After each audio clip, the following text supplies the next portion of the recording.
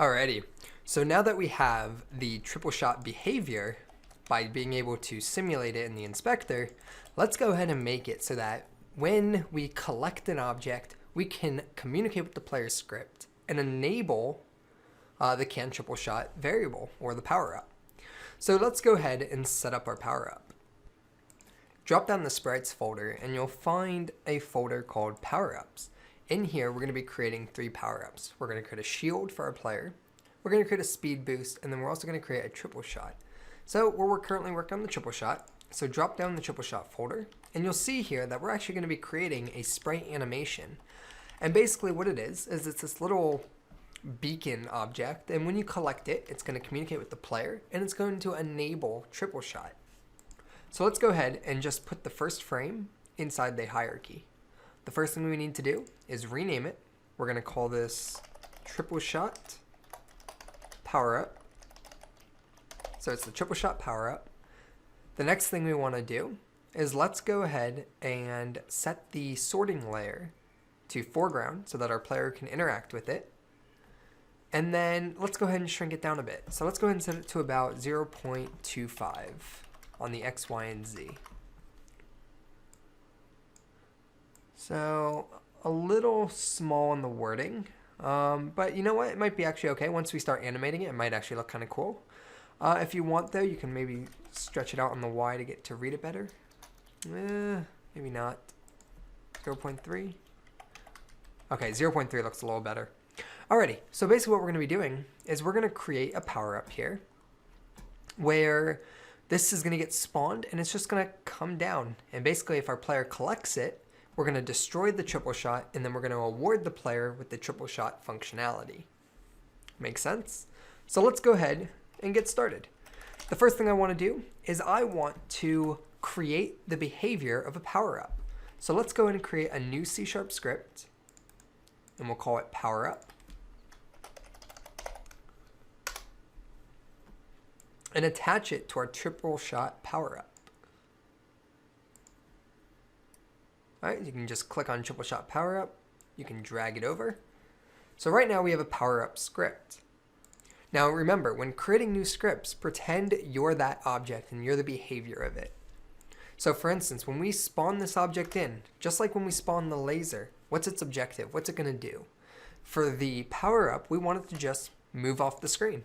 So we're simply just going to say transform.translate, and we're going to say vector3.down. And we'll move it with real time. And then we might want to add some speed to the power up. So how fast should this power up move? Let's go ahead and say maybe 3 meters per second. So we'll create a speed variable. So private float underscore speed equals 3.0f. We may want to change it later. So we'll serialize the field so that we can see it in the inspector. Alrighty, hop down here. And we'll multiply it by our speed times time.delta time. Alrighty, let's go ahead and save this, head back into Unity, and if we run this now, our power up will just scroll down the screen as normal. And that's exactly what we want. Now what we'd like to do is make it so that when there's a collision that occurs between the player and the power up, we can collect it. So right now it just sort of passes over top of me. So how can we create a collision? In Unity there are 2 types of collisions. You have physics-based collisions, and then you have triggered event collisions. For this, we're not doing anything related to the physics engine. For example, when these 2 objects hit, I sort of just want the power-up to let the player like collide into it and go through it to collect it. Versus in a physics-based environment, the triple shot might hit the player and then bounce off on at some angle into the distance. So we're not going to be doing that. Instead, I'm creating sort of a pickup item where when I collide with it, when my ship hits it, I collect that object. So now we need to get into colliders. In order for collisions to work, both the objects that we're creating a collision between will need to have a collider. So go ahead and click on the player, and let's create a 2D collider around our ship. So go ahead and type in here, add component, box collider, 2D. All right, this is important. We're using 2D. If we were in a 3D environment, we would just use the traditional box collider. Now in the scene here, you can see this green square. This green square here is our box collider around our player. If you look in the inspector, there's an edit collider button, which allows us to actually change the vertices of this collider and go ahead and adjust it so that it maps your character just like this. Do the same thing for our power-up. Now our player required a box collider. Our power-up, however, is going to require a circle 2D collider. So circle collider 2D. You can zoom in on it by hitting F in the scene view here. And just like we did before, hit the edit collider, and let's go ahead and shrink it down. I'm sorry, you may need to adjust the radius and offset, which is okay. Just you can move it up and down just by adjusting it. And basically we just want the center of the object. Now if we run this, even though both objects have a collider attached to them, nothing is going to happen. And the reason for that is because in order to have a collision happen, we need physics in our environment. In order to enable physics, at least one object of the collision must have what's called a rigid body. A rigid body is what allows you to use physics in Unity. So there's a rigid body for 3D, and there's a rigid body 2D for 2D. So let's go ahead and click on our player, and let's go ahead and add a rigid body 2D component. You'll see here that you'll get a bunch of physics, fields, and properties that you can adjust in the inspector.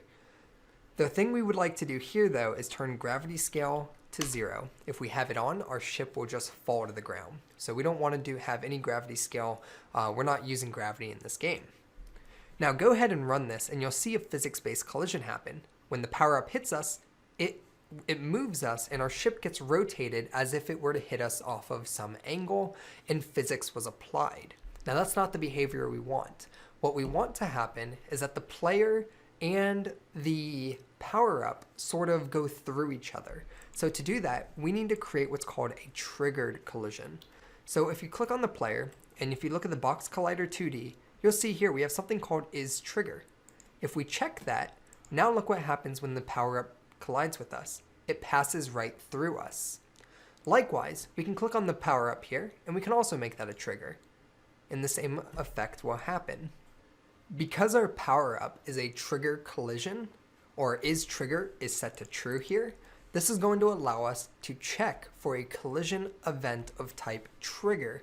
And what we can do is we can check to see who we collided with, we can check if it was the player, and if it was, we can enable the triple shot functionality. So let's go ahead and open up our power-up script. The question here is, how do we detect that trigger collision? Well, in Unity, we have a method called onTriggerEnter. And what we can do here is we can go ahead and open up Google for just a moment here. And let's type in trigger collision Unity. And here we go. There's a method here called onTriggerEnter. Now this is the 3D version of it. Let's head over to Collider 2D and you'll see something very similar. Here we have onTriggerEnter 2D sent when another object enters a trigger collider attached to this object. 2D physics only. So here's the syntax for using onTriggerEnter 2D. We simply type void onTriggerEnter 2D and it requires this collider type, which is a class inside of Unity internally. And then we have this variable other. And this is a very important variable. This variable stores whatever object collided with us. So pretend that you're the prefab, or I'm sorry, not the prefab, the power-up. We're creating the power-up behavior and we have this method in it. The other is going to store whatever object collided with us. And then based on that, we can create some sort of functionality within the curly braces here. So let's go ahead and incorporate this. Open up your power-up script. And let's go ahead and let's get rid of start because we're not using it. Let's go ahead and create a new method here called void onTriggerEnter 2D. Now your IntelliSense in whatever IDE you're using might auto-populate it. And here we go. It says private void onTriggerEnter 2D, collider 2D, and collision. Go ahead and rename this to other. I highly recommend it as it will help you make more sense of it. And all I want to do with this function here is I just want to print out the object that we hit, the name of the object. So what we can do here is we can go ahead and say debug.log collided with, and let's go ahead and append the object's name. And to access the object who ran into us, we say other, which gets its collider information, and then we can go ahead and say name. Let's go ahead and save this, and let's run it. And you'll notice here that when our player hits the power up, it's going to print out the player's name. And if I pause it, it says here, collided with player. So there you go. We have created a collision. What's important to remember is that when creating collisions in Unity, at least one of the colliding objects must have a rigid body. So because we're using onTriggerEnter2D here, and because we're accessing information through other, we're going to use this method here to handle delivering the power-up to our player. And that leads us to script communication. I'll see you in the next video.